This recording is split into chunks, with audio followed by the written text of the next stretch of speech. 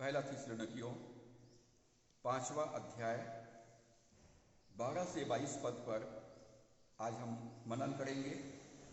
आज के संदेश का शीर्षक है keys to a healthy Christian. Keys to a healthy Christian, एक स्वस्थ मसीही जीवन की कुंजी। एक स्वस्थ मसीही जीवन की कुंजी। और हम पहला थिस्सलुनीकियों 5वां अध्याय के 12 से 22 पद में हम यहाँ पर पौलुस प्रेरित के द्वारा कलीसिया को जो उपदेश दिया गया, कलीसिया को जो निर्देश दिया गया, हम उस पर आज हम मनन करेंगे।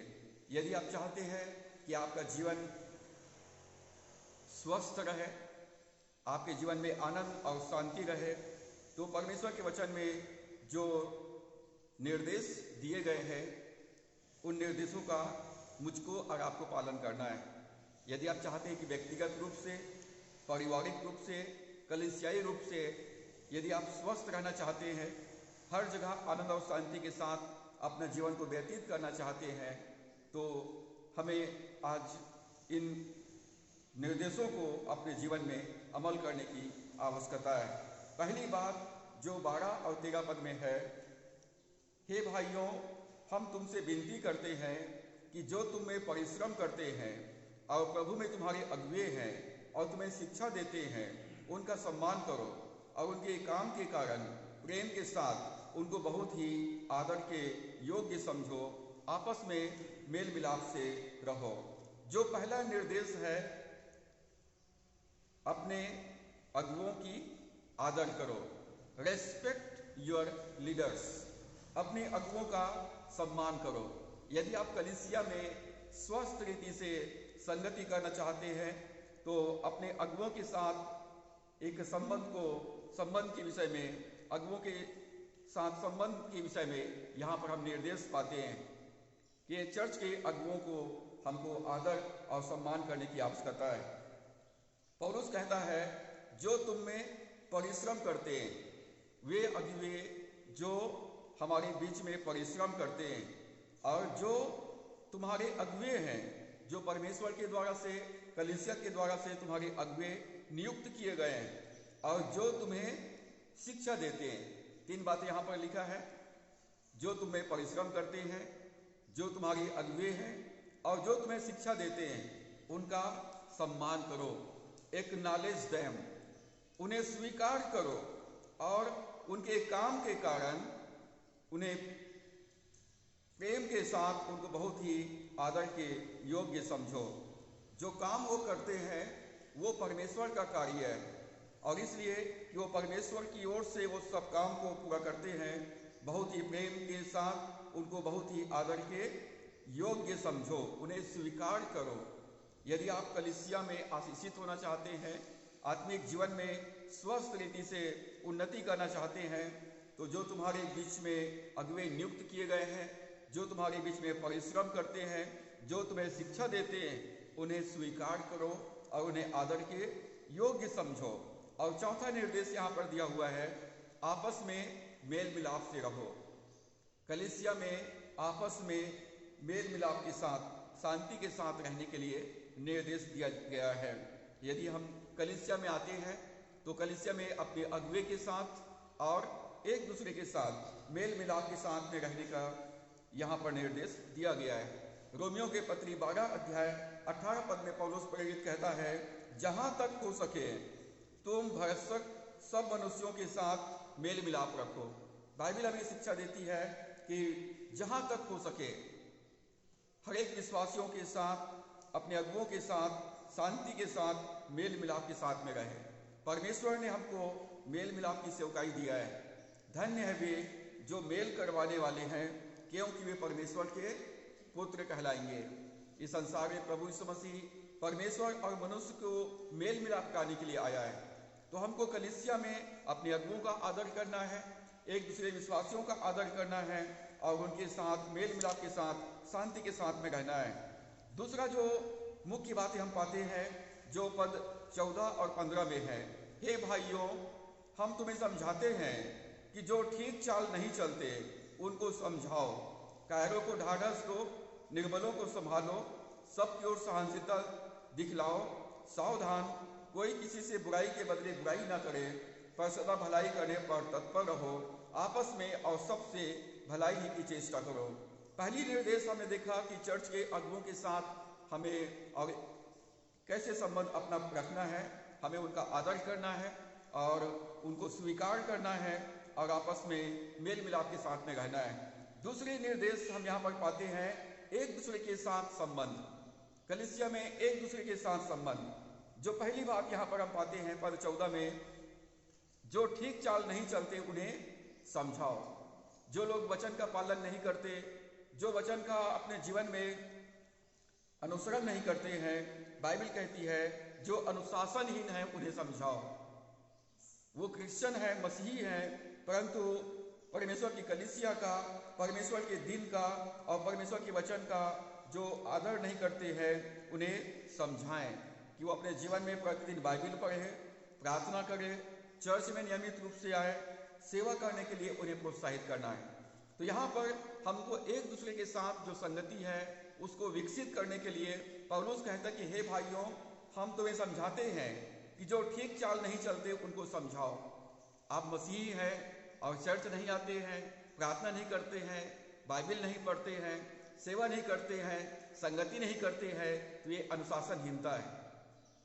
ये अनुशासनहीनता है, ये परमेश्वर के दिन का अनादर करना है, परमेश्वर के वचन का अनादर करना है, उसे कलीसिया का अनादर करना है। तो पौलुस कहता है ऐसे लोगों को समझाओ, ऐसे लोगों को समझाओ। दूसरी बात यहां पर लिखा हुआ है, कायरों को ढाढ़स दो। जो लोग हतोत्साहित हो गए हैं, जो निराश हो गए हैं, या जो लोग अपने जीवन में बहुत ज्यादा डरते हैं, ऐसे लोगों को सांत्वना दो, उन्हें प्रोत्साहित करो। किसी भी कारण से जो लोग परमेश्वर की संगति से दूर हो गए हैं या उनके जीवन में वो निराशा से डूब गए हैं, ऐसे लोगों को सांत्वना दो। प्रभु यीशु मसीह हमारे जीवन में शांति स्थापित करने के लिए आया है, शांति देने के लिए आया है। तो हमको परमेश्वर के वचन के अनुसार ऐसे लोगों को सांत्वना देना है। तीसरी बात यहां पर लिखा हुआ है, निर्बलों को संभालो। जो लोग निर्बल हैं, विश्वास में निर्बल है, प्रार्थना में निर्बल है, आत्मिक जीवन में निर्बल है, ऐसे लोगों को संभालो। Help the weak. बहुत सारे लोग जो निर्बल है उनको संभालने के लिए कहा गया है। यदि आप जो विश्वास में मजबूत है, आत्मिक जीवन में मजबूत है, और जो लोग विश्वास में कमजोर हैं, विश्वास में निर्बल है, उनको संभालना है, उनके लिए प्रार्थना करना है, उनके साथ बाइबल पढ़ना है, उनके साथ स्तुति गान करना है, उनको संगति देना है ताकि वो आत्मिक जीवन में आगे बढ़ सके। निर्बलों को संभालो और सबकी ओर सहनशीलता दिखलाओ। सबके प्रति सहनशीलता। इस दुनिया में सिद्ध कोई नहीं है, हर इंसान के अंदर में कमजोरी है। तो जो लोग परिपक्व है कलीसिया में, बाइबल कहती सबके प्रति सहनशीलता या धैर्य दिखाओ, धीरज। उनकी उन्नति में, उनकी बढ़ती में हमें धीरज रखने के लिए बाइबल सिखाती है। और पांचवा निर्देश दिया गया है 15 पद में, सावधान, कोई किसी से बुराई के बदले बुराई ना करे। यदि कोई आपके साथ बुरा करता है तो बाइबल कहती है कि बुराई के बदले में बुराई नहीं करना है। पौलुस प्रेरित कहता है रोमियो 12 अध्याय के 21 पद में, बुराई से ना हारो परंतु बुराई को भलाई से जीत लो।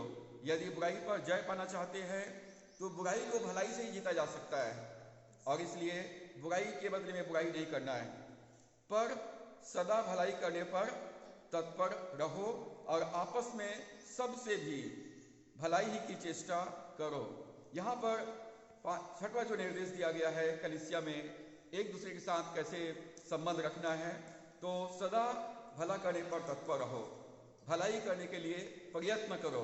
गलतियों 6 के 10 में पौलुस कहता है, जहां तक अवसर मिले हम सब के साथ भलाई करें, विशेष करके विश्वासी भाइयों के साथ। जो मसीह विश्वासी है, जो प्रभु के अनुसरण करते हैं, तो जहां तक अवसर मिले उनके साथ हमको भला करना है। तो एक दूसरे के साथ यहाँ पर हमको अपना संबंध कैसे रखना है।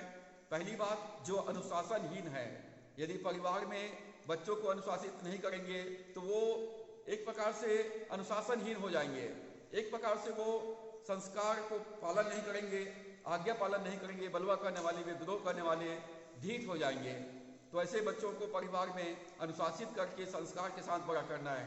और ठीक उसी प्रकार से कलीसिया में भी जो कलीसिया के नियमों का पालन नहीं कर रहे हैं, वचन का पालन नहीं कर रहे हैं, उनको समझाओ कि वो परमेश्वर के वचन का अनुसरण करें और अपने जीवन में परमेश्वर के पीछे चलते हुए आशीष के पात्र बने। दूसरी बात, जो लोग निराश है उनको प्रोत्साहित करो, जो निर्बल है उनको संभालो और सबके प्रति सहनशीलता दिखाओ। किसी से बुराई के बदले में बुराई मत करो और जहां तक अवसर मिले सबके साथ भलाई करो। तो पहली बात हमने देखा कलीसिया में अगुओं के साथ संबंध, दूसरा हमने देखा कलीसिया में एक दूसरे के साथ संबंध, और तीसरी मुख्य बात जो पद 16, 17 और 18 में है, स्वयं के साथ, स्वयं के प्रति निर्देश।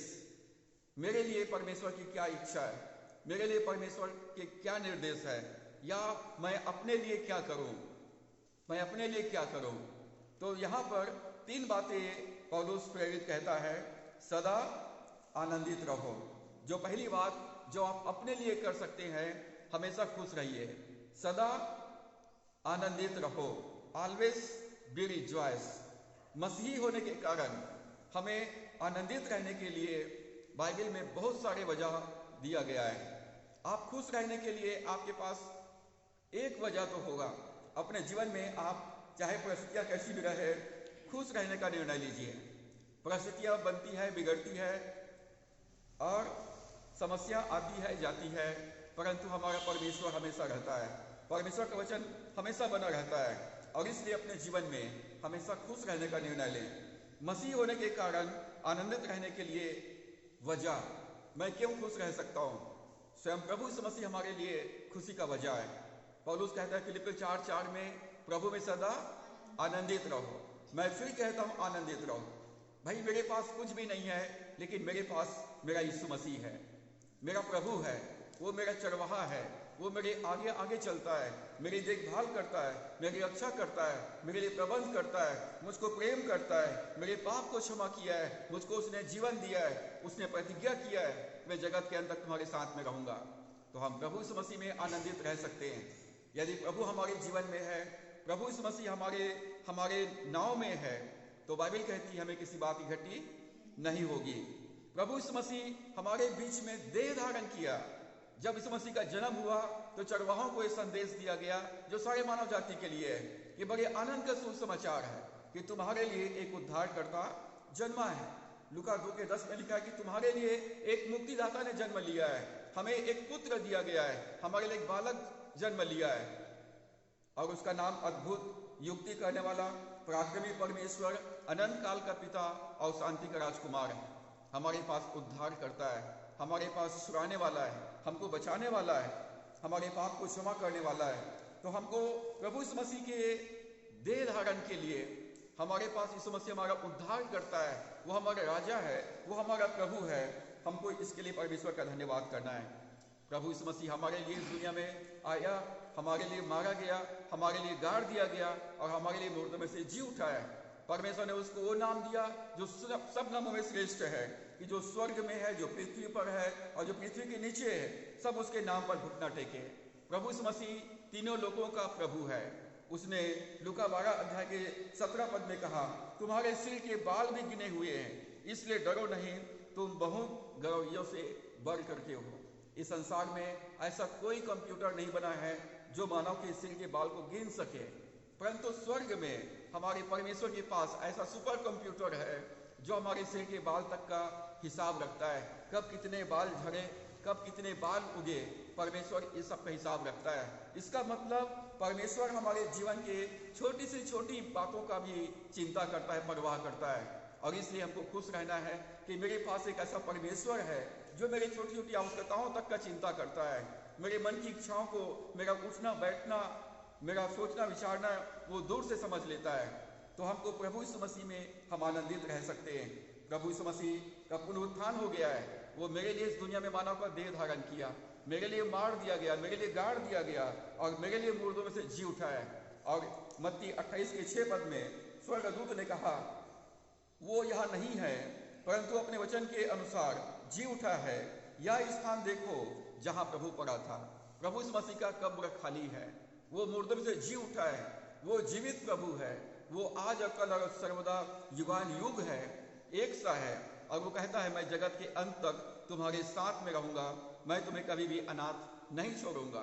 तो हम प्रभु इस मसीह के कारण से हमेशा आनंदित रह सकते हैं।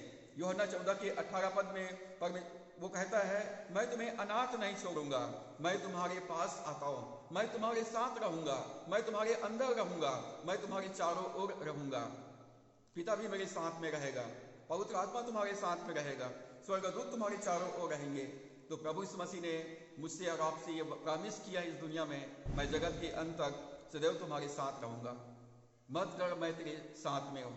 तो परमेश्वर हमारे साथ है और इसलिए हम जीवन के हर परिस्थितियों में आनंदित रह सकते हैं। यूहन्ना 16 अध्याय के 22 पद में प्रभु ने कहा तुम्हें अब तो शोक है परंतु मैं तुमसे फिर मिलूंगा और तुम्हारे मन आनंद से भर जाएंगे और तुम्हारा आनंद कोई तुमसे छीन न लेगा। इस संसार में जब समस्याएं आती है, जब हम चिंता, निराशा और दुनिया के परेशानियों से हम दब जाते हैं और चारों तरफ हमको कुछ भी आशा दिखाई नहीं पड़ता है, तो प्रभु ने कहा जब तुम मेरा दर्शन पाओगे तो तुम्हारा शोक आनंद में बदल जाएगा। अभी तुमको शोक हो रहा है, अभी तुमको तकलीफ हो रहा है, परंतु तुम्हारा शोक दूर हो जाएगा क्योंकि मैं तुमसे मुलाकात करूंगा। जब आप बाइबल पढ़ने के लिए मन लगाते हैं, जब अपनी समस्याओं को भूल करके आप वचन पर मनन करते हैं, जब प्रार्थना में समय व्यतीत करते हैं, जब स्तुति आराधना करते हैं, प्रभु कहता मैं तुमसे मिलूंगा और तुम्हारे मन को आनंद से भर दूंगा और तुम्हारा आनंद कोई छीन नहीं सकेगा। तो हमारे पास एक ऐसा परमेश्वर है जो कहता कि संकट के समय मुझे पुकार और मैं तुम्हारी सुनकर तुम्हें छुड़ाऊंगा और तुम मेरी महिमा करने पाओगे। तो प्रभु कहता है कि मैं तुमसे मुलाकात करूंगा, जब तुम मुझे पुकारोगे, जब मेरे आह्वान करोगे, मैं तुमसे मुलाकात करूंगा, तुम्हारे हृदय को आनंद से भर दूंगा और तुम्हारा आनंद तुम्हारे हृदय से बहने लगेगा। यूहन्ना 20:20 में प्रभु यीशु ने पुनरुत्थान के बाद जब चेले बहुत डर करके और निराश और भयभीत अवस्था में कमरे में बंद थे, तो प्रभु यीशु मसीह उनके बीच में आ गया और प्रभु यीशु मसीह ने उनसे मुलाकात किया और कहा तुम्हें शांति मिले, तुम्हें शांति मिले। यह कहकर उसने अपना हाथ और अपना पंजर उनको दिखाए। तब चेले प्रभु को देखकर आनंदित हुए।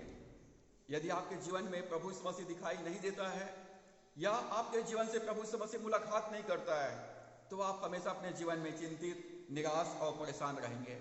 प्रभु कहता है यदि वो मेरी खोज करेंगे तो मैं उनसे मुलाकात करूंगा। यदि वो मेरे साथ बना रहेगा मेरे वचन में, तो मैं उनसे मिले रहूंगा और उनके जीवन में अपने प्रतिज्ञाओं को पूरा करूंगा। यदि आप जीवन में आप तंगी में, मुसीबत में है या निर्बलताओं में है या अकेलापन में है, तो प्रभु कहता है तुम्हें शांति मिले। प्रभु यीशु मसीह के वचन पर ध्यान लगाएं, प्रार्थना में समय बिताएं, स्तुति गान करें, समस्याओं के बारे में चर्चा मत करें, समस्याओं की बातें भी मत करें। शैतान को दोष लगाने से कोई फायदा नहीं होगा, केवल आप स्तुति गान करें, पर प्रभु यीशु मसीह का आह्वान करें। वो कहता है, वो खुद आकर के प्रभु कहेगा तुम्हें शांति मिले और प्रभु यीशु मसीह आपके हृदय को आनंद से भर देगा, आपके मन को शांति से भर देगा और आपके हृदय से आनंद और शांति की नदियां बहने लगेगी। जब प्रभु को देखेंगे तब आनंदित हो जाएंगे। जब तक आप बाइबल नहीं पढ़ेंगे, वचन पर मनन नहीं करेंगे, प्रार्थना नहीं करेंगे, स्तुति आराधना नहीं करेंगे, उसकी सेवा नहीं करेंगे, आपके जीवन में आनंद नहीं आ सकता है। आनंद का स्रोत हमारा प्रभु यीशु मसीह है। परमेश्वर के निकटता में आनंद की भरपूरी है और बाइबल कहती है अपने आप को आनंद से भर लो। जब हम परमेश्वर की समीपता में समय व्यतीत करते हैं तो परमेश्वर अपनी आनंद से हमको भर देता है, अपनी शांति से भर देता है और फिर से ये संसार की समस्याएं हमको अपने गुलाम नहीं बना सकता है। प्रभु यीशु मसीह ने हमको आजाद कर दिया है। गलतियों 5 के पहला पद में लिखा है, मसीह ने स्वतंत्रता के लिए हमें स्वतंत्र किया है। प्रभु ने शैतान के बंधन से छुड़ाया, पाप के बंधन से छुड़ाया, मृत्यु के बंधन से छुड़ाया है, हमको आजाद कर दिया है ताकि हम फिर से गरीबी के, बीमारी के और पाप के, शैतान के गुलाम ना बने। प्रभु ने हमको आजाद किया है। आप गीत गा सकते हैं कि मैं खुश हूं क्योंकि यीशु ने मुझे छुड़ाया है।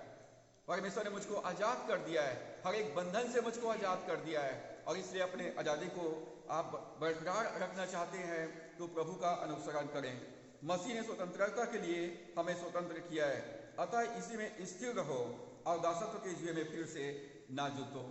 प्रभु ने आपको आजाद कर दिया है, प्रभु ने हमें स्वतंत्र कर दिया है, और इसलिए अपनी स्वतंत्रता को बनाए रखें और प्रभु में आनंदित रहें। हमें खुश रहने के लिए बहुत सारे वजह हो सकता है। प्रभु यीशु मसीह हमसे कहता है कि मैं तुमसे मुलाकात करूंगा, मैं तुम्हें शांति दूंगा, तुम्हारे हृदय को आनंद से भर दूंगा, और मैं तुम्हें आजाद कर दिया है, तुम आजादी में चलो, स्वतंत्रता में चलो। कुलुस्सियों 1:27 में लिखा है, महिमा की आशा यीशु हम में है, महिमा की आशा यीशु मुझ में और आपके अंदर में। और इससे बड़ी आनंद की बात हमारे लिए क्या हो सकता है? चारों तरफ समस्या है, परंतु परमेश्वर का आनंद हमारे अंदर में, प्रभु यीशु मसीह हमारे अंदर में। जब हम यीशु मसीह पर विश्वास करते हैं, प्रभु यीशु मसीह के पीछे चलते हैं, उसकी सेवा करते हैं, तो हमारे जीवन में शैतान की ओर से, इस संसार की ओर से और इस संसार के लोगों के द्वारा से हमारे जीवन में कई प्रकार की समस्याएं आती है। प्रभु यीशु मसीह ने मत्ती 5:11 और 12 पद में कहा, जब मनुष्य मेरे कारण तुम्हारी निंदा करे और सताए और झूठ बोल बोल कर तुम्हारे विरोध में सब प्रकार की बुरी बात कहे, तब आनंदित और मगन होना, क्योंकि तुम्हारे लिए स्वर्ग में बड़ा प्रतिफल है। जब हमारे ऊपर कोई निंदा करता है, हमारी कोई आलोचना करता है, या हमारी बुराई करता है, या हमारा विरोध करता है, तो हम बहुत जल्दी निराश हो जाते हैं, बहुत जल्दी हम पीछे हट जाते हैं। परंतु प्रभु ने कहा, तुम्हारे लिए बड़ा इनाम रखा हुआ है, बड़ा प्रतिफल रखा हुआ है। तुमको बचाने के लिए मैंने निंदा और अपमान को सह लिया है। यदि तुम इस संसार में मेरे राज्य के विस्तार के लिए यदि थोड़ा सा दुख सह लेते हो, निंदा अपमान को सह लेते हो, तो तुम्हारे लिए स्वर्ग में बड़ा प्रतिफल है, इसलिए तुम आनंदित और मगन होना। प्रभु कहता है कि जब मनुष्य मेरे कारण तुम्हारी निंदा करे, यदि मसीह होने के कारण से आपकी निंदा और अपमान होता है, या आप सताए जाते हैं, लोग आपके समय झूठ बोल बोलकर आपके विरोध में सब प्रकार की बुरी बात करते हैं, तो बाइबल कहती है आनंदित और मगन होना। यदि शैतान आपका विरोध नहीं कर रहा है, यदि शैतान आपका विरोध नहीं कर रहा है, तो आपको सोचना है कि शैतान चुपचाप क्यों बैठा है, शैतान शांति से क्यों बैठा हुआ है। यदि आप यीशु मसीह के पीछे चलेंगे, प्रभु की सेवा करेंगे, तो शैतान आपका विरोध करने के लिए सक्रिय हो जाएगा, शैतान सक्रिय हो जाएगा, संसार सक्रिय हो जाएगा। और इसलिए प्रभु ने कहा, जब मेरे कारण से तुम्हारी निंदा हो, या तुम सताए जाते हो, या तुम विरोध का सामना करते हो, तो आनंदित और मगन होना, क्योंकि तुम्हारे लिए स्वर्ग में बड़ा प्रतिफल है। कई बार हमको अपने जीवन में बहुत सारी कुर्बानी देनी पड़ती है, अपना सुख, अपना चैन प्रभु के लिए छोड़ना पड़ता है, अपने सुख सुविधाओं को छोड़ करके हमको कंफर्ट जोन से बाहर आना पड़ता है, और हमको इस संसार के परिस्थितियों का सामना करना पड़ता है। तो प्रभु कहता है उत्पत्ति 15 के 1 पद में, मत डर, तेरी ढाल और तेरा अत्यंत बड़ा प्रतिफल मैं हूं। यदि प्रभु यीशु मसीह के लिए आपको अपने सुख सुविधाओं को छोड़कर जीवन के संघर्ष के लिए बाहर आना पड़ता है, तो प्रभु कहता है कि डरो मत, मैं तुम्हारे साथ में हूं, मैं तुम्हारे वर्तमान की हिफाजत करूंगा, तुम्हारे भविष्य को मैं आशीषित करूंगा, क्योंकि तुम्हारा बड़ा प्रतिफल मैं खुद हूं। यदि प्रभु यीशु मसीह के लिए आपने कुर्बानी भी दिया है, तो आपका कुर्बानी बेकार नहीं जाएगा। प्रभु यीशु मसीह किसी का कर्जदार नहीं है। यदि प्रभु को आपने दिया है, कुर्बानी के साथ में दिया है, त्याग के साथ में दिया है, तो प्रभु किसी का कर्जदार नहीं है, वो आपको 100 गुना प्रतिफल आपको लौटा देंगे। इब्राहिम ने एक बेटा को दिया, बदले में अनेक पुत्रों को प्राप्त किया, वो 3 धर्मों का पिता बन गया। परमेश्वर ने एकलौता पुत्र को दिया, संसार के पूरे पुत्रों को उसने प्राप्त कर लिया है। परमेश्वर हमारा प्रतिफल है हमारी सेवा का। दूसरा कुरिन्थियों 12 8 से 10 पद को हम पढ़ते हैं, तो पौलुस वहां पर अपने दुखों का वर्णन करता है कि मेरे पीछे शैतान का एक दूत लगा दिया गया है, जो मुझे घुसा मारता है, मेरे शरीर पर कांटा चुभा दिया गया है, और उस कांटे को शैतान हिलाता है। पौलुस कहता है कि ये समस्या इतना भयंकर है, सताव इतना भयंकर है, विरोध इतना भयंकर है, निंदा और अपमान इतना ज्यादा है कि मैं इसको बर्दाश्त नहीं कर पा रहा हूं। और उसने प्रभु यीशु मसीह से 3 बार प्रार्थना किया, और तब प्रभु ने कहा, मेरा अनुग्रह तेरे लिए पर्याप्त है, मेरा अनुग्रह तेरे लिए काफी है, क्योंकि मेरी सामर्थ तुम्हारी निर्बलताओं में प्रकट होता है। तो पौलुस कहता है, मैं मसीह के लिए निर्बलताओं में, अपने कमजोरियों में, निंदाओं में और दरिद्रता में और उपद्रव में और संकटों में प्रसन्न हूँ। अब बताइए, पौलुस जब इस बात को जान लिया, परमेश्वर मेरे साथ में है, परमेश्वर का अनुग्रह मेरे लिए, परमेश्वर सामर्थ्य है, तो कहता है मैं अपने कमजोरियों में भी बहुत आनंदित हूँ। मैं अपने मेरे निंदा होता है, अपमान होता है, मैं उसमें भी आनंदित हूँ। दरिद्रता में, मेरे पास कुछ भी सुख सुविधा की चीज नहीं है, मैं गरीबी में भी बहुत आनंदित हूँ। वो कहता, मैं उपद्रव में, लोग मेरे काम को बिगाड़ते हैं, मेरे कामों में रुकावट पैदा करते हैं, मैं उस उपद्रव में भी आनंदित हूँ। संकट के बीच में, मेरा प्राण संकट में, वो कहता है तब भी मैं आनंदित हूँ। मतलब हम जीवन के हर परिस्थितियों में आनंदित रह सकते हैं, क्योंकि प्रभु का अनुग्रह हमारे साथ में। वो कहता, मैं मसीह के लिए अपनी निर्बलताओं में, निंदाओं में, दरिद्रता में, उपद्रव में और संकटों में प्रसन्न हूँ, क्योंकि जब मैं निर्बल होता हूँ तभी बलवंत होता हूँ। जब मैं निर्बल होता हूँ तब बलवंत होता हूँ। जब हम निर्बल होते हैं तो हम बाइबल पढ़ते हैं, जब हम निर्बल होते हैं तो घुटना टेक कर प्रार्थना करते हैं, जब हम निर्बल होते हैं तो अपने हाथ को प्रभु की तरफ पसारते हैं और कहते हैं, प्रभु मेरी सहायता कर। जब हम निर्बल होते हैं तो हम विश्वासों के साथ हम संगति के लिए आते हैं, और जब हम निर्बल होते हैं और अपने आप को प्रभु के ऊपर सौंप देते हैं और प्रभु पर डिपेंड हो जाते हैं, परमेश्वर मेरा जीवन तेरे हाथ में है, तो हम उतना ही ज्यादा सामर्थ्य होते जाते हैं। तो हमको नहमिया 8:10 में लिखा है, प्रभु का आनंद तुम्हारा बल है। प्रभु का आनंद तुम्हारी ताकत है। हमारी ताकत हमारी बुद्धि नहीं है, हमारी ताकत हमारा शरीर का बल नहीं है, हमारी ताकत पैसे नहीं है, हमारी ताकत परमेश्वर का आनंद है। परमेश्वर का आनंद हमारी ताकत है। यहोवा का आनंद तुम्हें बलवंत करेगा। जब आप आनंदित रहोगे, खुश रहोगे, तो परमेश्वर का आनंद आपको सामर्थ्य प्रदान करेगा कि जीवन के हर परिस्थितियों का सामना करते हुए आप अपने कर्तव्य और जिम्मेदारियों को पूरा कर पाएंगे। तो अपने प्रति क्या कर्तव्य है? सदा आनंदित रहो। कलीसिया में अगुओं के साथ अगुओं को स्वीकार करें, उनका आदर करें और एक दूसरे के साथ मेल मिलाप के साथ में रहें। कलीसिया में एक दूसरे के साथ जो अनुशासनहीन है उनको अनुशासित करो, जो निर्बल है उनको संभालो, और जो लोग निराश है उनको सांत्वना दो, और सबके प्रति सहनशीलता दिखाओ। बुराई के बदले में बुराई मत करो, परंतु जहां तक हो सके सब विश्वासियों के साथ भलाई करो। और स्वयं के प्रति क्या कर्तव्य है? अपने लिए यदि कुछ एहसान कर सकते हो तो एक एहसान करो कि हमेशा खुश रहो। आपका जीवन में हमेशा आप मुस्कुराते रहिए, आनंदित रहिए, क्योंकि आनंदित रहने के एक वजह तो आपके जीवन में होना चाहिए। बहुत सारे वजह आप अपने जीवन में आप लिस्ट बना सकते हैं। दूसरा चीज, जो स्वयं के प्रति कर्तव्य है, जो आप अपने स्वयं के लिए कर सकते हो, वो है निरंतर प्रार्थना में लगे रहो। निरंतर प्रार्थना में लगे रहो। प्रार्थना करना कभी बंद ना करें। परमेश्वर हमारी प्रार्थना का उत्तर देता है। प्रभु यीशु मसीह ने प्रार्थना के बारे में सिखाया है, मांगो तुम्हें दिया जाएगा, ढूंढोगे तुम पाओगे, खटखटाओ तुम्हारे लिए खोला जाएगा। क्योंकि पिता अपने मांगने वालों को अच्छी वस्तुएं प्रदान करता है। आप अपने आत्मा दया से भरने की जरूरत नहीं है। आपको अपनी समस्याओं को बार बार लोगों के सामने रखने की आवश्यकता नहीं है। आपको प्रार्थना करने की आवश्यकता है। निरंतर प्रार्थना करते रहो, प्रे कंटिन्यूअली।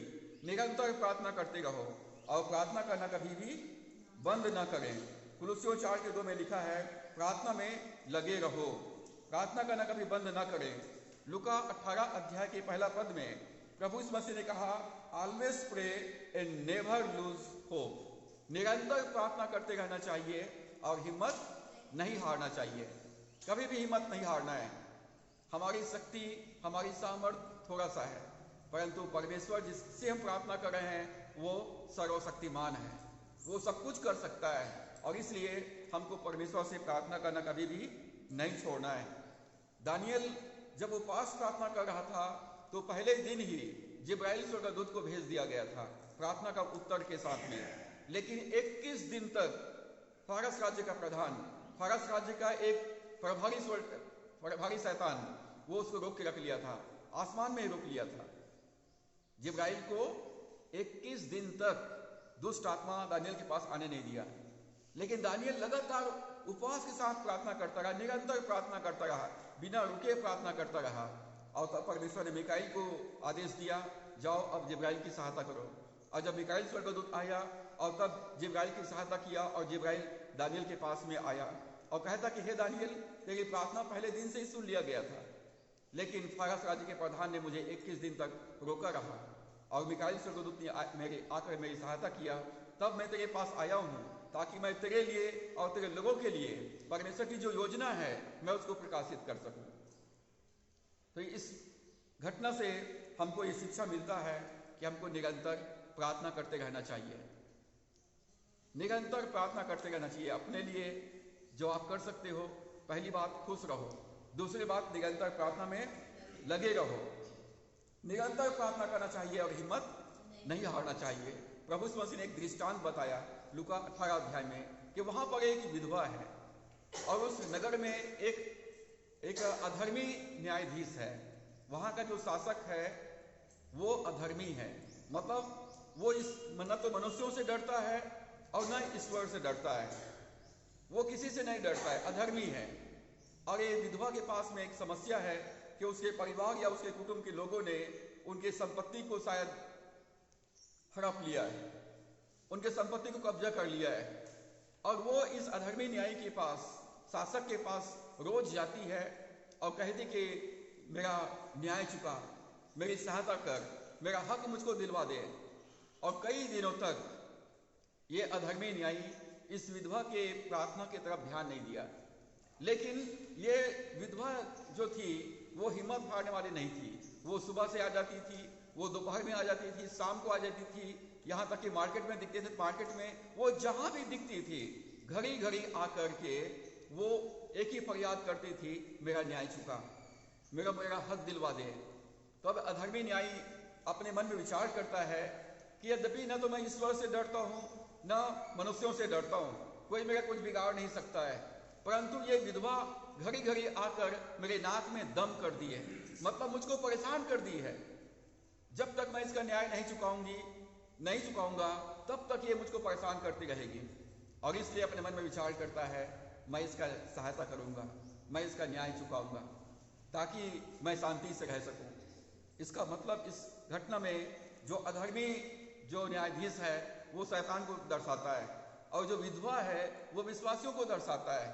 यदि आप सच्चाई को लगातार बोलोगे, सच्चाई को, वचन को लेकर लगातार परमेश्वर से प्रार्थना करते रहोगे, तो शैतान आपको ज्यादा दिन तक बांध के नहीं रख सकेगा। यदि शैतान ने आपको बीमारी से बांध के रख लिया है, गरीबी से बांध के रख लिया है, आपको पराजित करके रखा हुआ है, आपको निराश करके रखा हुआ है, आपको एकदम से दबा के रखा हुआ है, और जब वचन को लेकर आप प्रार्थना करेंगे, वचन की घोषणा करते रहेंगे, वचन को लेकर स्तुति गान करते रहेंगे, तो शैतान बहुत ज्यादा देर तक आपको बांध के नहीं रख पाएगा, क्योंकि उसके नाक में दम हो जाएगा। आप नाक में दम कर देंगे, मतलब उसे कान के पर्दे फट जाएंगे, वो सच्चाई को बर्दाश्त नहीं कर सकता है। इसलिए जब प्रार्थना करते हैं तो वचन को लेकर प्रार्थना करें, वचन की घोषणा करें। यीशु मसीह के मार खाने से, उसे कोड़े खाने से मैं तंदुरुस्त हूं। डॉक्टर का रिपोर्ट, लेब रिपोर्ट कुछ भी आए, हमारे परमेश्वर का स्वर्ग का रिपोर्ट कहता है यीशु मसीह के मार खाने से, कोड़े खाने से तुम चंगे हो। बस इसको लेकर के पूरे समय 24 घंटा परमेश्वर का धन्यवाद करते रहो। धन्यवाद परमेश्वर, तू मेरे चंगा करने वाला है। धन्यवाद परमेश्वर, तूने प्रभु यीशु मसीह को मेरे लिए इस दुनिया में भेजा, और प्रभु यीशु मसीह ने मेरे दुखों को सह लिया, रोगों को उठा लिया, मेरे लिए घायल किया गया, मेरे लिए कुचला गया, उसके मार खाने से, उसे कोड़े खाने के द्वारा से मैं चंगा हूँ।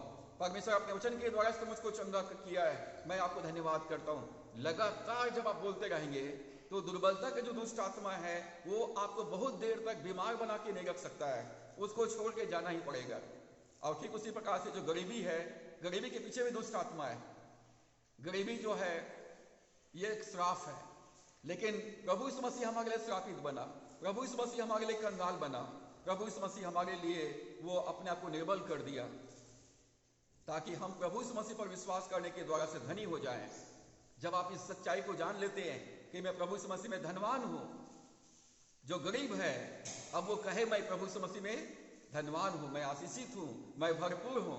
यीशु मसीह इसलिए आया ताकि मैं मेरे जीवन की गरीबी को दूर करे, मेरे जीवन की दरिद्रता को दूर करे और मेरे जीवन में मैं परमेश्वर की बेटा उसका बेटी बनकर मैं भरपूरी के जीवन व्यतीत करूं। धन्यवाद, यीशु मसीह तो इसलिए आया ताकि मैं आत्मा में, प्राण में, शरीर में जीवन पाऊं और बहुतायत का जीवन पाऊं। धन्यवाद, परमेश्वर दाऊद कहता है कि जो परमेश्वर की भय मानते हैं, जो परमेश्वर की खोज करते हैं, उन्हें किसी भली वस्तु की घटी नहीं होगी। आप जब धन्यवाद करते रहेंगे लगातार, सुबह शाम दोपहर 24 घंटा पूरे दिन, तो दुर्बलता के दुष्ट आत्मा के कान के पर्दे फट जाएंगे, उनको छोड़ के जाना पड़ेगा और आप भरपूरी प्राप्त करेंगे, आर्थिक संपन्नता को प्राप्त करेंगे, आर्थिक आजादी को प्राप्त करेंगे। और इसलिए आप खुश रहिए और दूसरा निरंतर प्रार्थना में लगे रहिए। मत्ती 26 के 41 पद में प्रभु यीशु ने गतसमनी के बाग में अपने चेलों से कहा, पहली बात जागते रहो और दूसरा प्रार्थना करते रहो कि तुम परीक्षा में ना पड़ो। जागते रहो, जागते रहो का मतलब आत्मा में प्रार्थना करते रहो, निरंतर परमेश्वर का स्तुति गान करते रहो, वचन पर रात और दिन ध्यान करते रहो। जागते रहो का मतलब उल्लू जैसे जागना नहीं है। जागते रहने का मतलब क्या है?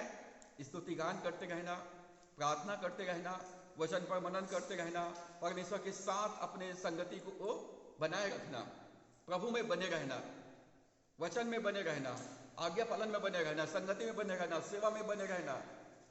जब हम ऐसा करेंगे तो हम अपने जीवन में हर परिस्थितियों का सामना करने पाएंगे और हर परिस्थितियों में हम जयवंत होकर निकलेंगे। प्रभु ने कहा पहली बात जागते रहो और दूसरा प्रार्थना करते रहो। हर बात के लिए प्रार्थना करो। कोई भी बात, कोई भी समस्या या कोई भी अंधकार की शक्तियां आपके जीवन में समस्या लेके आ रहा है, परेशानियां को लेके आ रहा है, तो आपको अपने कमरे में जाओ, घुटना टेको और प्रार्थना करो। घुटना टेको और प्रार्थना करो। जब आप प्रार्थना करेंगे तो परमेश्वर काम करेगा। जागते और प्रार्थना करते रहो कि तुम परीक्षा में ना पड़ो।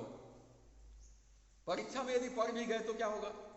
हम जागते भी हैं, प्रार्थना भी करते हैं, फिर भी परीक्षा में पढ़ गए तो परीक्षा में मेरिट लिस्ट से निकलेंगे। परीक्षा में मेरिट लिस्ट के साथ पास होकर निकलेंगे और ज्यादा मजबूत होकर एकदम परिपक्व बनकर निकलेंगे। लेकिन यदि आप जागते नहीं हैं और प्रार्थना भी नहीं करते हैं तो परीक्षा में आप फेल होकर निकलेंगे। और जो परीक्षा में फेल होकर निकलते हैं उनके लिए आगे का दरवाजा सब बंद हो जाता है, उनको आगे सम्मान नहीं मिल पाता है, आगे अपने जीवन में वो ऊंचा नहीं उठ पाता है और वो हमेशा पूंछ बन के रह जाता है। तो प्रभु ने कहा तुम जागते रहो और प्रार्थना करते रहो कि परीक्षा में ना पड़ो। जब हम प्रार्थना करते हैं तो क्या करते हैं? हम परमेश्वर से बात करते हैं, अपने पिता से बात करते हैं और पिता को अपनी सारी समस्या बताते हैं और पिता से कहते हैं पिताजी आप मेरे साथ आइए, मेरी सहायता कीजिए। और पिता जो है अपने पूरे स्वर्गदूतों को आदेश देता है जाओ मेरे पुत्र की सहायता करो। पवित्र आत्मा हमारे अंदर में, हमारे मुंह से निकले हुए शब्दों को पूरा करने के लिए हमारे अंदर में प्रभु यीशु मसीह हमारे आगे आगे चल रहे हैं। पूरा स्वर्ग हमारे जीवन में सक्रिय हो जाता है। जैसे इस शरीर में जिंदा रहने के लिए हमको ऑक्सीजन की आवश्यकता है, हवा की आवश्यकता है। ऑक्सीजन हमारे शरीर के खून को शरीर के सारे अंगों में पहुंचाता है और हमारा शरीर का पूरा अंग जीवित है। हवा के बिना, ऑक्सीजन के बिना हमारा शरीर जीवित नहीं रह सकता है। और उसी प्रकार से प्रार्थना के बिना आपका आत्मिक जीवन जीवित नहीं रह सकता है। प्रार्थना के बिना आपका आत्मिक जीवन मर जाएगा। जो लोग प्रार्थना नहीं करते हैं वो उनका आत्मिक जीवन डेड हो गया है। उनको सलाइन चढ़ाने की जरूरत है, उनको मल्टीविटामिन देने की जरूरत है, उनको हॉस्पिटलाइज करने की जरूरत है। जो लोग प्रार्थना नहीं करते हैं वो आत्मिक रूप से मरे हुए हैं और जो मुर्दे हैं वो परमेश्वर का धन्यवाद नहीं कर सकते हैं। तो बाइबल कहती कि हे सोने वाले जाग और मुर्दों में से जी उठ, तो मसीह की ज्योति तुम पर चमकेगी। यदि आप आत्मिक रूप से मर गए हैं तो अब आप, यस बाइबल में लिखा है मरने का मतलब सोना है। यदि आत्मिक रूप से आप सो गए, कोमा में चले गए हैं, तो जैसा प्रभु ने लाजर को आवाज दिया लाजर बाहर निकला, और उसी प्रकार से अपने प्रियो को नाम लेकर के प्रार्थना करो, उनको आवाज दो, बाहर निकल आओ अपने नींद से, गफलत के नींद से, और वो उठेंगे, वो बाइबल पढ़ेंगे, दुआ करेंगे, चर्च आएंगे मसीह की ज्योति उन पर चमकेगा, सारा अंधकार दूर हो जाएगा, दुष्ट आत्मा उनके जीवन से दूर चली जाएगी और वो प्रभु के द्वारा से आशीषित होंगे। तो अपने लिए जो आप कर सकते हो, पहली बात प्रभु में आनंदित रहो, दूसरी बात निरंतर प्रार्थना में लगे रहो, और तीसरी बात जो 18 पद में है, हर बात में धन्यवाद करो क्योंकि तुम्हारे लिए मसीह यीशु में परमेश्वर की यह इच्छा है। हर परिस्थितियों में धन्यवाद करो, दुख में, सुख में, गरीबी में, बीमारी में, निंदा में, क्लेश में, हर परिस्थितियों में क्या करना है? परमेश्वर का धन्यवाद करना है। परमेश्वर का धन्यवाद करो क्योंकि वो भला है और उसकी करुणा सदा की है। दाऊद कहता है निश्चय करुणा और भलाई जीवन भर मेरे साथ साथ बने रहेगी। तो हमको परमेश्वर का धन्यवाद करना है। एक बात हमको मालूम होना चाहिए, क्या बात मालूम होना चाहिए? परमेश्वर भला है और उसकी करुणा सदा की है। पौलुस रोमियो 8:28 में कहता है हम जानते हैं जो लोग परमेश्वर से प्रेम रखते हैं उनके लिए सब बातें मिलकर भलाई ही को उत्पन्न करती है। जीवन में निराशा, तंगी, मुसीबत, क्लेश, उपद्रव, समस्या आ गई, आप उसमें गिर पड़े, आप चोटिल हो गए, आपको हानि हो गया, कोई बात नहीं ना। एक बात मुझे मालूम है, सारी बातें मिलकर मेरे लिए भलाई उत्पन्न करेगी। और शैतान जो चोर है, जो चोरी करके लेके गया है, उसको 7 गुना वापस लौटाना पड़ेगा, क्योंकि आप परमेश्वर से प्रेम करते हैं। शैतान को लौटाना पड़ेगा। जो कुछ आपका चोरी करके ले गया, आपका स्वास्थ्य, आपका आनंद, आपकी शांति, आपकी आशीष, वो सब कुछ उनको 7 गुना लौटाना पड़ेगा यीशु मसीह के नाम में। तो रोमियो 8:28 में पौलुस कहता है हम जानते हैं जो लोग परमेश्वर से प्रेम करते हैं उनके लिए सारी बातें मिलकर भलाई उत्पन्न होती है। हमको धन्यवाद करना है। इफिसियों 5:18 से 21 पद में पौलुस कहता है दाख रस से मतवाले न बनो परंतु आत्मा से परिपूर्ण होते जाओ, आपस में भजन करते जाओ, कीर्तन करते जाओ, संगति करते जाओ और हर बात में यीशु मसीह के नाम से पिता का धन्यवाद करते रहो और एक दूसरे के प्रभु के भय में एक दूसरे के अधीन में रहो।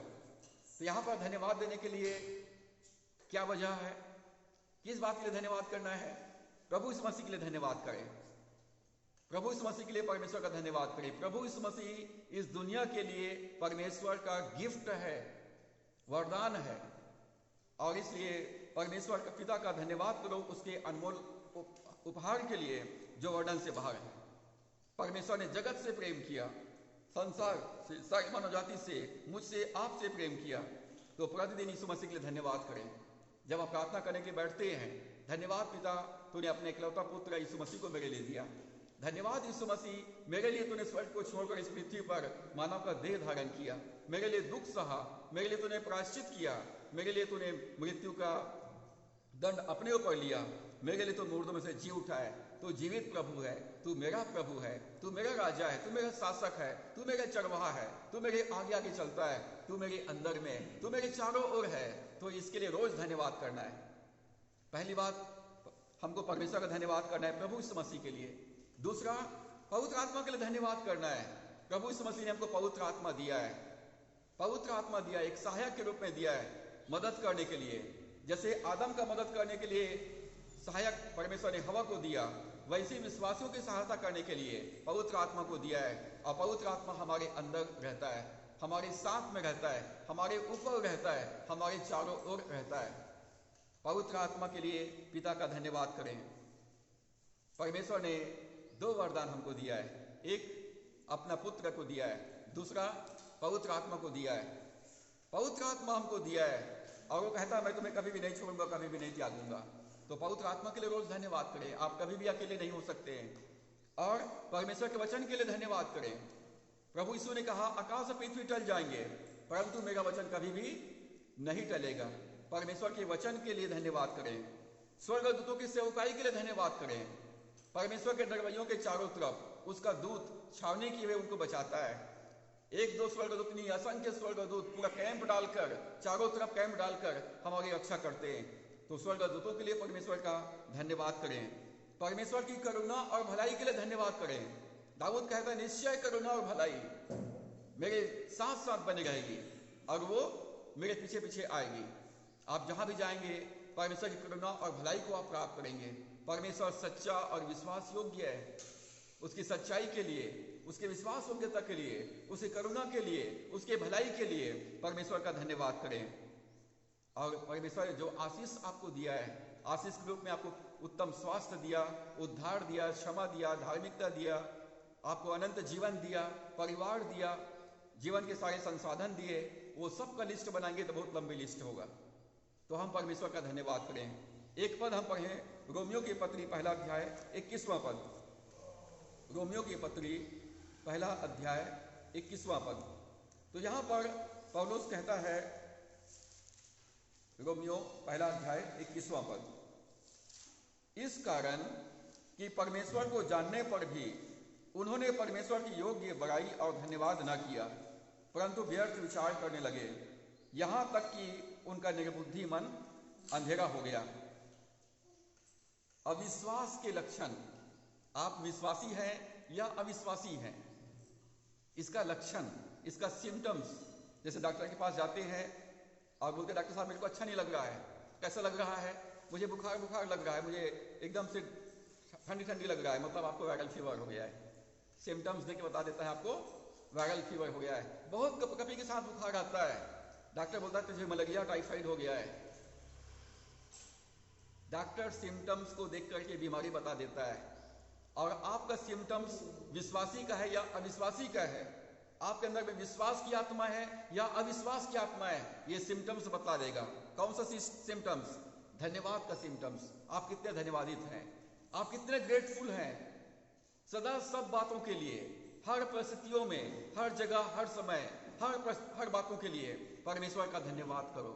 लेकिन जब परमेश्वर को जानने के बाद भी, जब हम परमेश्वर के योग्य, जब उसको हम धन्यवाद नहीं करते, उसकी बड़ाई नहीं करते, तो और हम व्यर्थ विचार करने लगते हैं, तो हमारा निर्बुद्धि मन अंधेरा हो जाता है।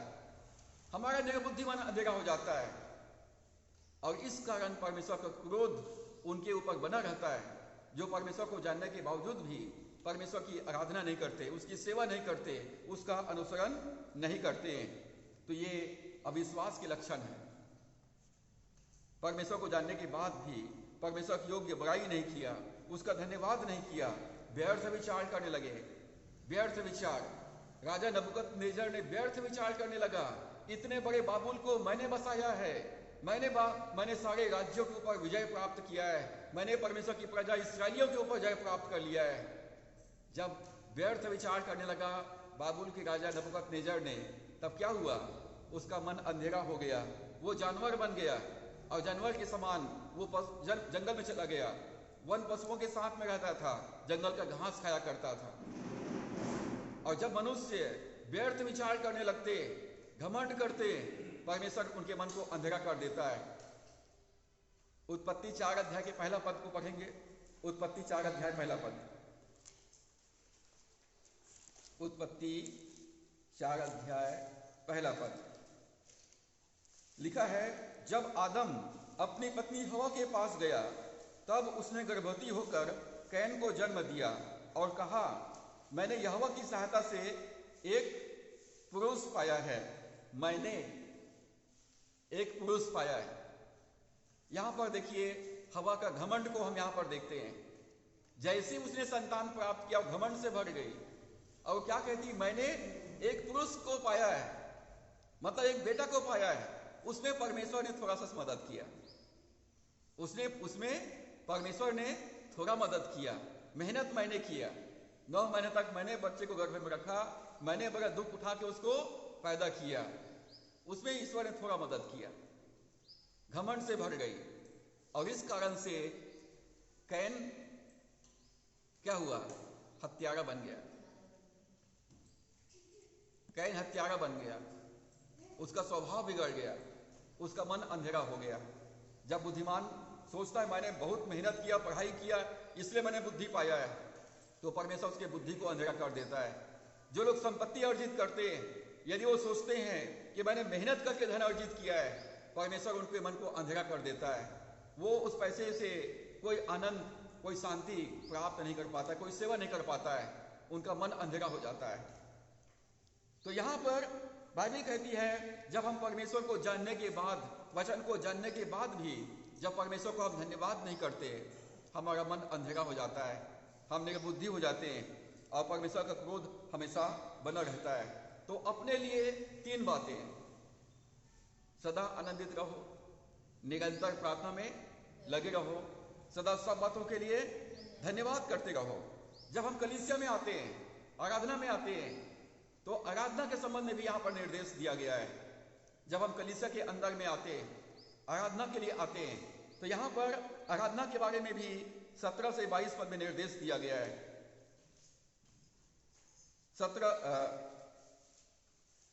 19 पद से 22 पद में निर्देश दिया गया है। 19 पद में लिखा है, आत्मा को ना बुझाओ, आत्मा को ना बुझाओ। पुराने जमाने में लकड़ी से खाना बनाया जाता था, अभी भी बनाते हैं कुछ लोग, लेकिन अब बहुत सारे साधन आ गए हैं तो हम गैस में खाना बनाते हैं। लेकिन पुराने जमाने में लकड़ी से खाना बनाया जाता था और 4-5 लकड़ियों को एक साथ इकट्ठे करके उसमें आग लगाया जाता था, तब वो जलता था।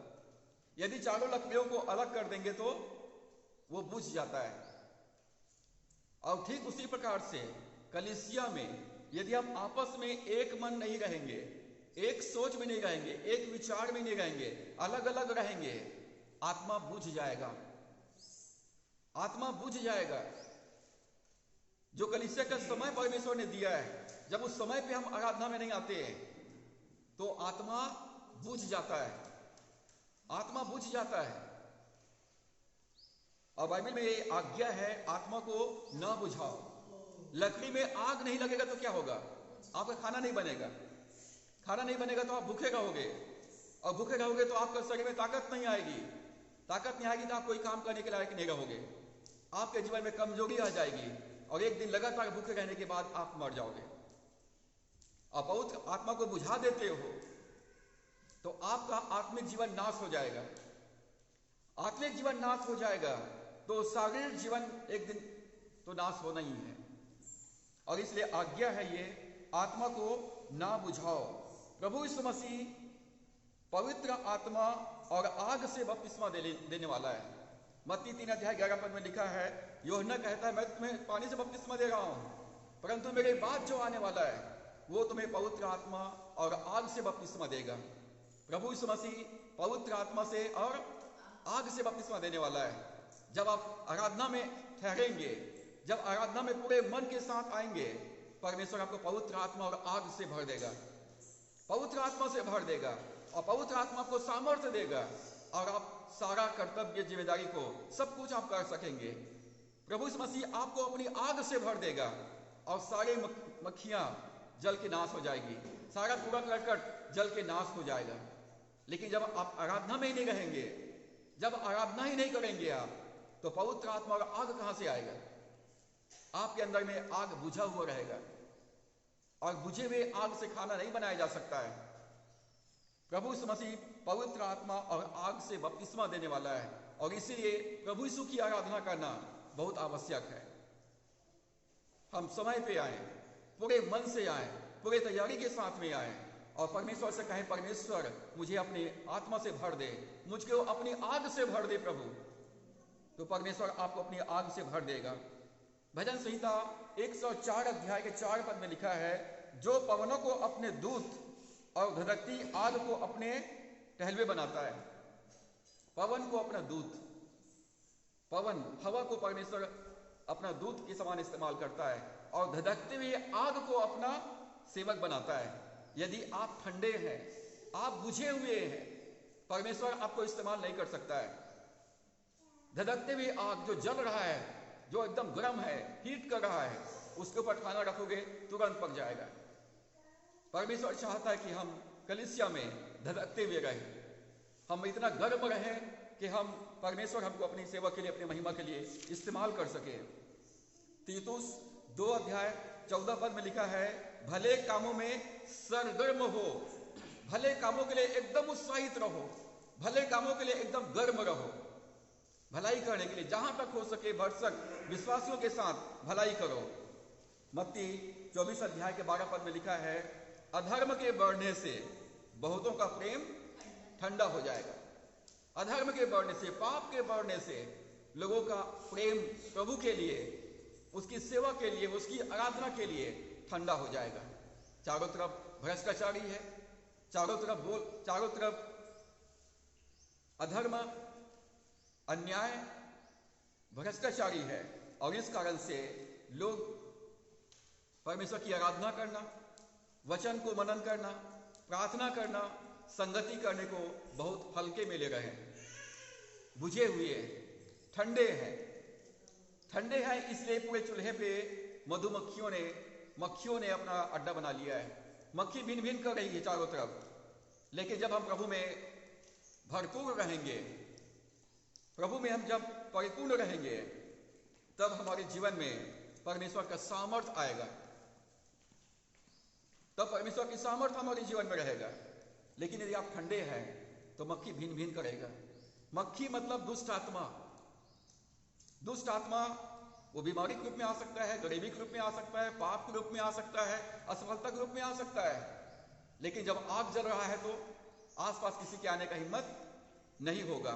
प्रकाशित वाक्य 3 अध्याय के 15 पद में लिखा है, मैं तेरे कामों को जानता हूं कि तू ना तो ठंडा है और ना गर्म है। प्रभु कहता मैं तुमको जानता हूं, ना तो तू ठंडा है और ना गर्म है। तो क्या हो गया है? गुनगुनापन। थोड़ा सा बाइबल पढ़ लेते हैं ना, थोड़ा सा दुआ भी कर लेते हैं, कभी कभी चर्च भी चले जाते हैं, थोड़ा बहुत दान पुण्य कर लेते हैं। गुनगुना, पूरी तरह से आज्ञाकारी नहीं है, पूरी तरह से वो समर्पित नहीं है, पूरी तरह से प्रभु पर डिपेंड नहीं है। प्रभु कहता मैं गुनगुने हो तुम, इसलिए अपने मुंह से उगलने पर हो। अच्छा होता कि तुम या तो पूरी तरह से मुझे छोड़ देते या पूरी तरह से मुझको समर्पित कर देते। लेकिन ये गुनगुनेपन की जो आत्मा है, वो प्रभु कहता मैं एक दिन खुल के कह दूंगा कि मैं तुम्हें नहीं जानता। जो मुझे हे प्रभु कहते रहते हैं, वो परमेश्वर के राज्य में प्रवेश नहीं कर सकते। जो लोग गुनगुनेपन है ना, जो विश्वासी बन के बैठे हुए हैं और प्रभु का अनुसरण नहीं करते हैं, वो गुनगुनेपन की आत्मा से ग्रसित है। प्रभु कहता मैं एक दिन खुल के इनका इनकार कर दूंगा।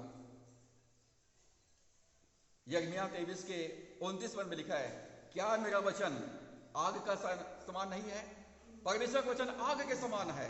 आग से अपने आप को भर लो, वचन से भर लो, आपके धरती आग बन जाएंगे।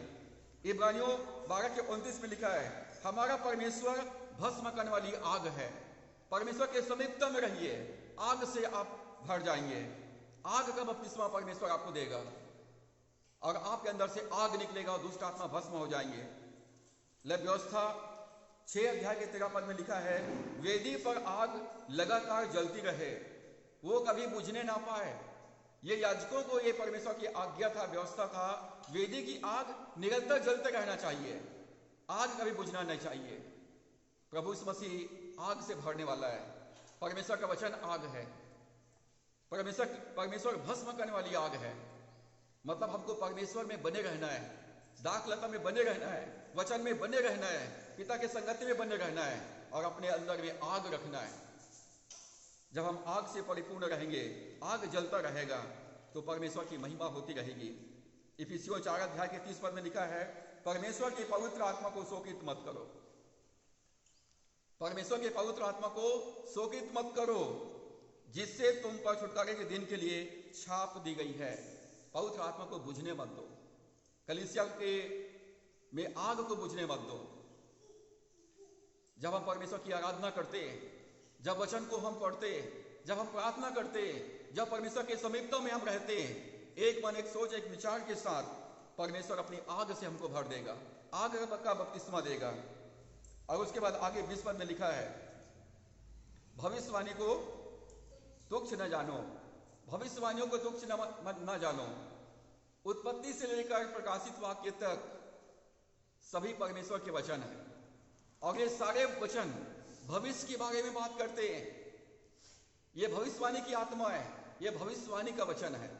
परमेश्वर के वचन को तुच्छ न समझें, परमेश्वर के वचन का अपमान न करें, परमेश्वर के वचन का तिरस्कार न करें, परमेश्वर के वचन का अवमानना न करें।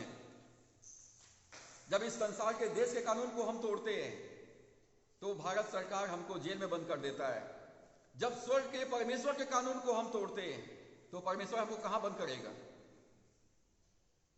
क्या स्वर्ग हमारे लिए खुला रहेगा? परमेश्वर के वचन को कभी भी हल्के में ना लें, वचन को तुच्छ ना समझें। प्रभु कहता है कि आकाश और पृथ्वी टल जाएंगे परंतु मेरा वचन कभी भी नहीं टलेगा। परमेश्वर कहता है मैं अपने वचन को पूरा करने के लिए जागृत हूं। परमेश्वर का वचन स्वर्ग में स्थिर कर दिया गया है और इसलिए परमेश्वर के वचन को कभी भी तुच्छ ना जाने। यदि परमेश्वर वचन जो हमको मिलता है, जो हम पढ़ते हैं, जो सुनते हैं, जो कहता है, उसका पालन करें, वचन को हल्के में ना लें। आज मसीह विश्वासी लोग अपने हाथ में बाइबल जरूर लिए हुए हैं लेकिन बाइबल का अनुसरण नहीं कर रहे हैं, परमेश्वर के वचन का पालन नहीं कर रहे हैं, सब अपनी मर्जी से जीवन व्यतीत कर रहे हैं और इसलिए जीवन में अंधकार की शक्तियां, शैतान के लिए दरवाजे पूरे खुले हुए हैं। 21वें पद में सब बातों को परखो, एग्जामिन ऑल थिंग्स, सब बातों को परखो मतलब सब चीजों की जांच करो।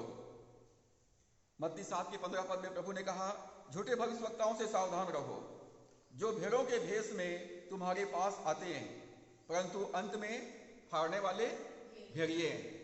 झूठे भविष्यवक्ता बहुत उठ खड़े हुए हैं जो आपके फायदे की बात करेंगे, मीठी मीठी बातें करेंगे। प्रभु ने कहा ऐसे भविष्यवक्ताओं से सावधान रहो।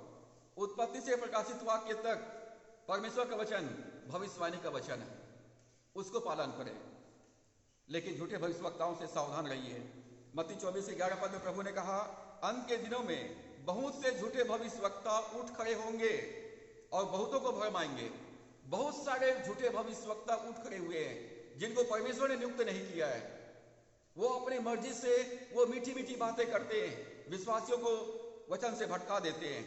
मत्ती 24:23-24 पद में लिखा है झूठे मसीह और झूठे भविष्यवक्ता उठ खड़े होंगे और बड़े चिन्ह और अद्भुत काम दिखाएंगे, यदि हो सके तो चुने हुओं को भी भरमा दे। आज के झूठे भविष्यवक्ता बड़े बड़े चिन्ह चमत्कार दिखा रहे हैं और विश्वासी लोग भी उनके पीछे पीछे हो लिए हैं। वो यीशु मसीह के पीछे चलना छोड़ दिए, वचन को पढ़ना छोड़ दिए और भविष्यवक्ताओं के पीछे हो लिए। और इसलिए वचन सब बातों को परखो, क्या ये परमेश्वर की ओर से है। 1 यूहन्ना 4:1 पद में लिखा हे प्रियो हर एक आत्मा की प्रतीति ना करो वरन आत्माओं को परखो कि वे परमेश्वर की ओर से है कि नहीं, क्योंकि बहुत से झूठे भविष्यवक्ता जगत में निकल खड़े हुए हैं। ये प्रथम शताब्दी से ही परमेश्वर ने बोल दिया है। हर एक आत्मा की प्रतीति मत करो परंतु आत्माओं को परखो कि वो परमेश्वर की ओर से है कि नहीं, क्योंकि बहुत से झूठे भविष्यवक्ता जगत में उठ खड़े हुए हैं। 1 तीमुथियुस 4:1 पद में लिखा है परंतु आत्मा स्पष्टता से कहता है कि आने वाले समयों में कितने लोग भरमाने वाली आत्माओं और दुष्ट आत्माओं की शिक्षाओं पर मन लगाकर विश्वास से बहक जाएंगे। पवित्र आत्मा पहले से कह दिया है, आने वाले दिनों में आत्मा स्पष्ट कहता है कि लोग भरमाने वाली आत्माओं और दुष्ट आत्माओं की शिक्षाओं पर मन लगाकर विश्वास से बहक जाएंगे। और इसलिए हमको सब बातों को परखना है। जो अच्छी है उसे पकड़े रहो, जो अच्छी बातें हैं उसे पकड़े रहो। परमेश्वर का वचन अच्छा है। उत्पत्ति से प्रकाशित वाक्य तक संपूर्ण पवित्र शास्त्र परमेश्वर का वचन है और इसलिए कुलुस्सियों 3:16 में लिखा है मसीह के वचन को अपने हृदय में अधिकाई से बसने दो। परमेश्वर के वचन को अपने हृदय में बसने दो, कुट कुट के वचन से भर लो, आग से अपने आप को भर लो। कोई भी मक्खी भिनभिनाएगा नहीं आपकी चारों तरफ, यदि कोशिश भी करेगा तो वह जल जाएगा। और अंतिम बात, सब प्रकार की बुराई से बचे रहो। 1 तीमुथियुस 6:11 में पौलुस कहता है बुराई से भागो, वहां पर खड़े मत रहो, बुराई के पास खड़े मत रहो, बुराई से भागो। और मत्ती 6:13 में प्रभु ने कहा हमें परीक्षा में ना ला परंतु बुराई से बचा, बुराई से बचो। परमेश्वर से प्रार्थना करो कि हर एक प्रकार के प्रलोभन से, हर एक प्रकार की पाप से और बुराई से परमेश्वर बचा के रखे। तो हमको कलीसिया में, आराधना में कैसे रहना है, एक स्वस्थ आराधना के लिए, एक स्वस्थ मसीह कलीसिया के लिए निर्देश है आत्मा को ना बुझाओ,